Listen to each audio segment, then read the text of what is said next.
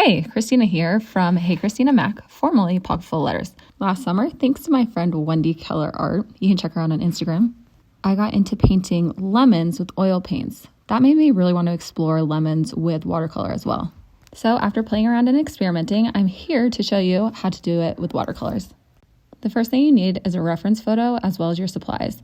I'm going to show you how to use watercolors, and I'm going to show you how to use markers as watercolors as well, and the difference it makes.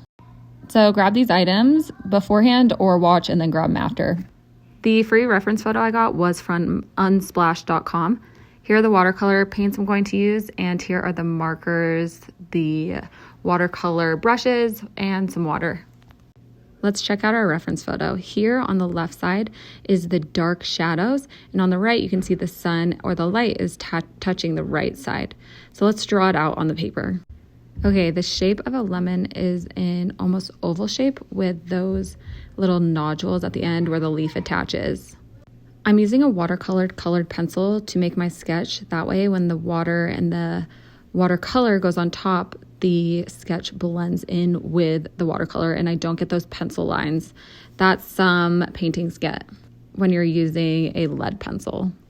So if you're following along with me, feel free to make that oval shape.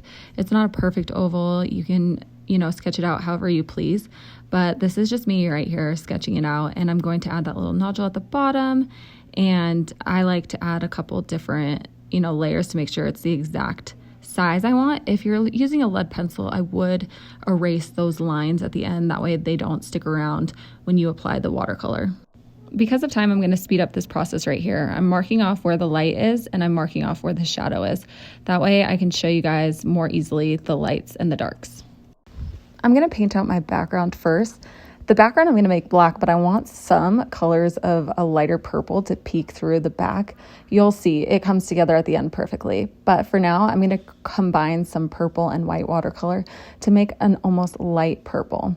Now this part is sped up. I don't think you need to see it all in real time, but I apply the watercolor down with a wet on dry technique. So the brush is wet, and then I pick up the watercolor and I place it on the paper. I'm going to make the right side of the lemon a little lighter than the left side because the light is coming through on that right side of the lemon. So you'll see down here, I'm going to make it a little bit darker. But as I go out from the sketch, I'm just going to add more water so it blends into the white paper. I don't want any harsh lines here. So you'll see I kind of just pull that color out with some water. So as you can tell, it's darker near the actual lemon and it's lighter as it goes out.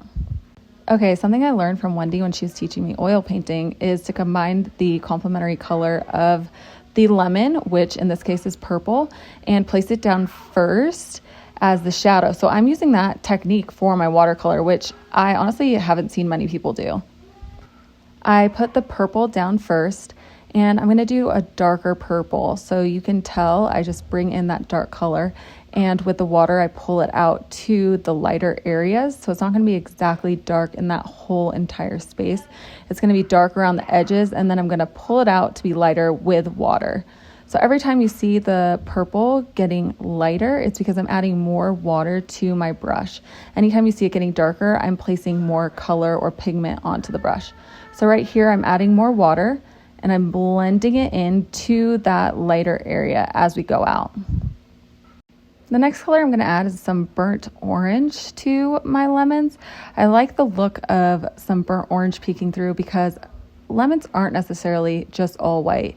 If you look at the reference, you can see there are a couple other colors that peek through in that lemon. So I'm adding the next shade as that burnt orange, and then I add some burnt yellow. When I add the burnt yellow, you see here, I add it on top of all the colors to blend it together. That way it creates that blended effect that lemons have. It isn't as choppy as you could paint it.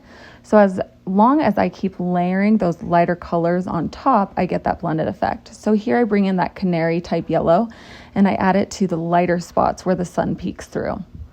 Blending occurs with watercolor when you add more water and apply the pigment over the top, so it's less choppy.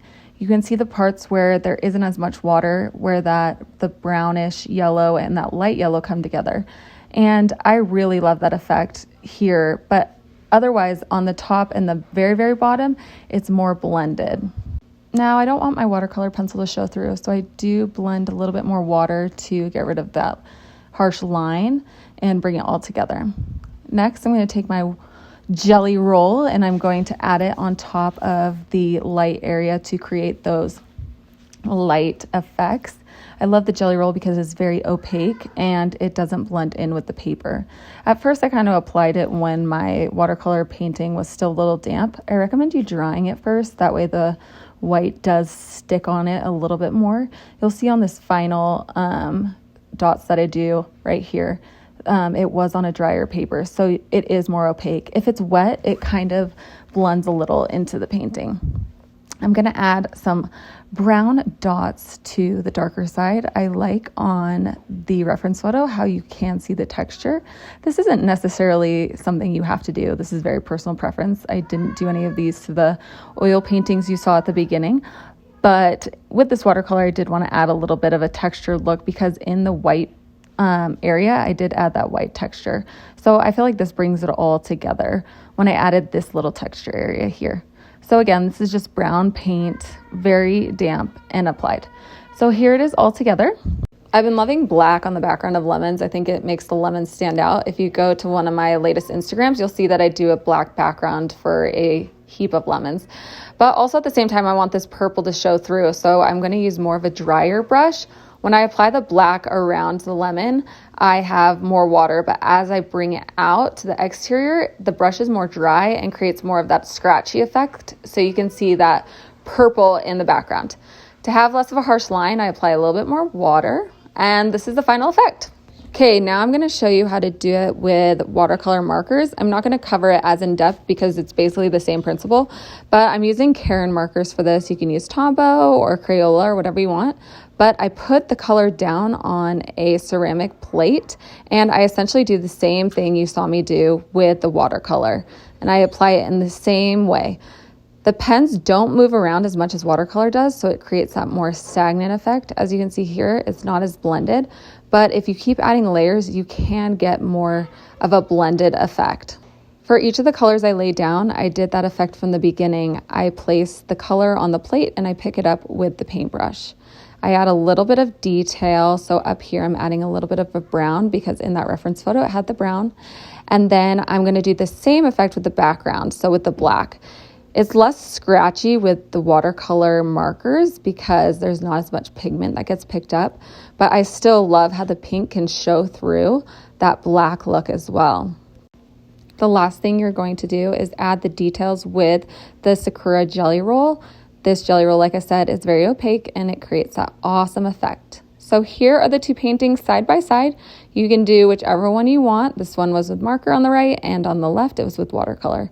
I can't wait to see what you do, and I hope you guys tag me so I can see it. Have fun doing all these classes. Peggy is the best.